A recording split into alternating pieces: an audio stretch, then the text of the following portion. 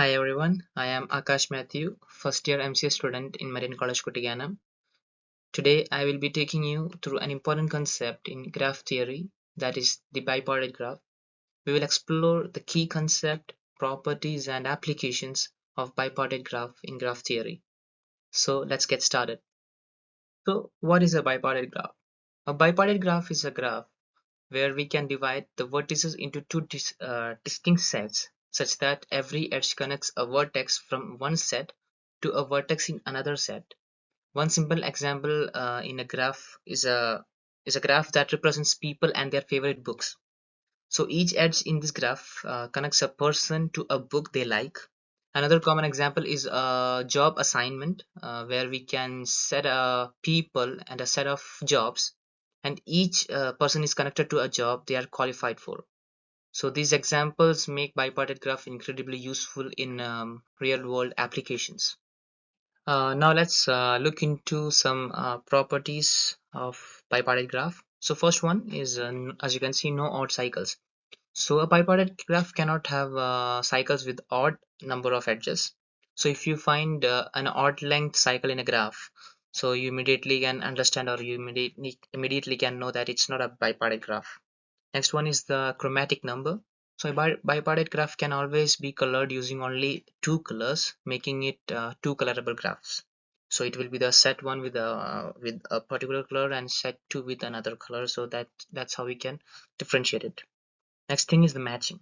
So this is an essential property of bipartite graph, where it is widely used in applications like job assignments and many other things. Like in the previous slide, we discussed about people and their favorite books. So the people is a set A and the books is a set B. So we are matching the set A with the set B. So that's how the matching works. Now let's look into some of the characteristics of bipartite graph to determine whether a graph we see is a bipartite graph or not. So the first one is the coloring. So as explained previously, a graph, if it has just two colors, then we can consider it as a bipartite graph, since considering the two sets. So if there is more than two colors or less than two, so we can just consider it as a non-bipartite graph. Next thing is the matrix representation. So the adjacency matrix of a bipartite graph has a block diagonal structure. Next, when we come to the trees, all trees are bipartite graph. So when you come across any tree, so we can consider it as a bipartite graph. And the next thing is the cycle. So previously explained, no odd length. So if there is odd length cycle, we can say that it is not a bipartite graph. Now let's go forward and discuss about the paths and circuits in bipartite graph. So a path in a bipartite graph, it's actually a sequence of edges that connects a sequence of distinct vertices. So let's consider a graph with two sets.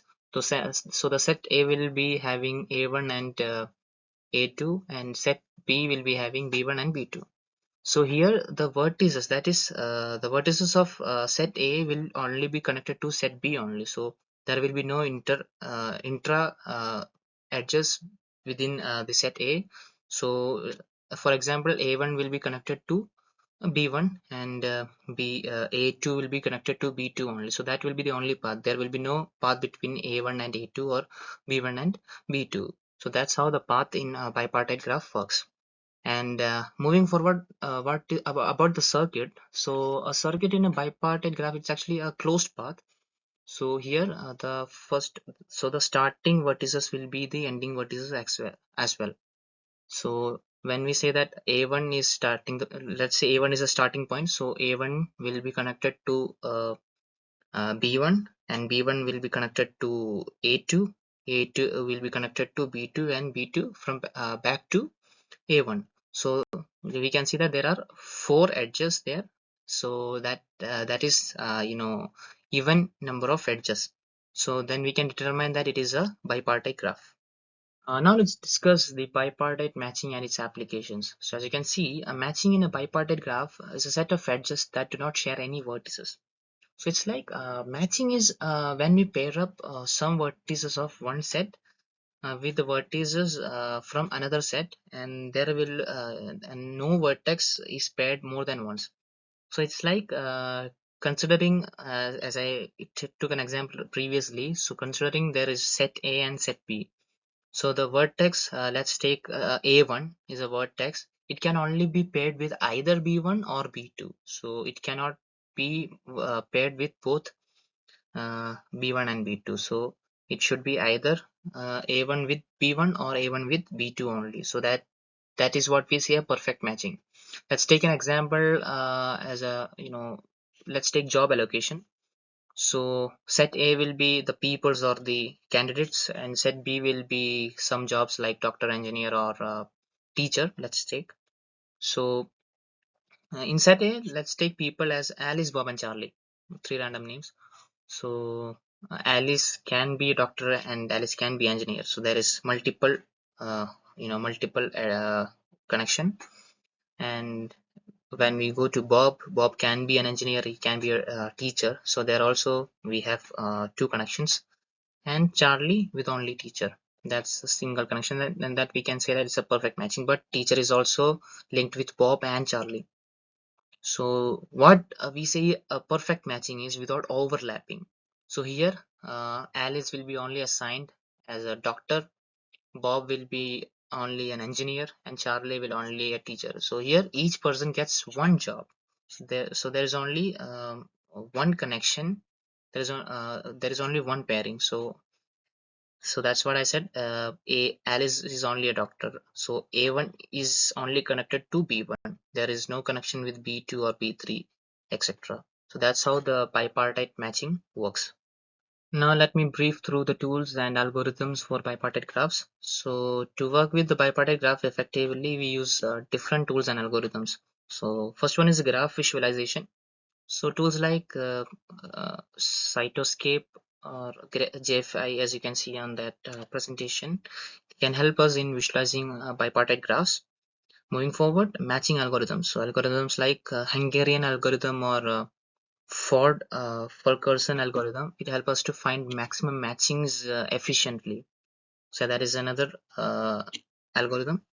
And when we move forward, it's a coloring algorithm, as I explained previously as well about the coloring. So it's an add-on. So greedy coloring and backtracking algorithm helps in graph coloring problems. So these are some of the tools and algorithms which we can which is used for bipartite graphs. So now let's discuss some real life applications of bipartite graph. I will brief you through. So I've mentioned just four real life applications or real life examples, but there are many. So starting with the job matching, so there will be a set A as candidates for the job, and set B will be the different kinds of positions or different kinds of jobs which we need to assign to those persons in set A. So one person or one candidate will be assigned to particular department, particular position, or particular job. And when we see the social networking analysis, so there will be understanding the user connection with the group dynamics. So next thing is course scheduling. So here we will have a set of courses and a set of time slots. So the courses will be assigned to particular time slots. Same way, resource allocation, we will have a different set of resources which needs to be assigned to particular task or particular things which the resource needs to be assigned. So these are some of the real life applications of bipartite graph, and there are many as well. Now let's discuss a special type of bipartite graph. As you can see, it's a complete bipartite graph, which is denoted as KMN. Let me brief you with this diagram. So as you can see in this diagram, we have a complete bipartite graph with set U and set V.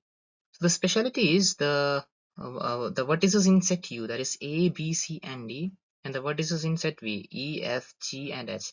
So each and every vertex is connected with all the vertices in the opposite set.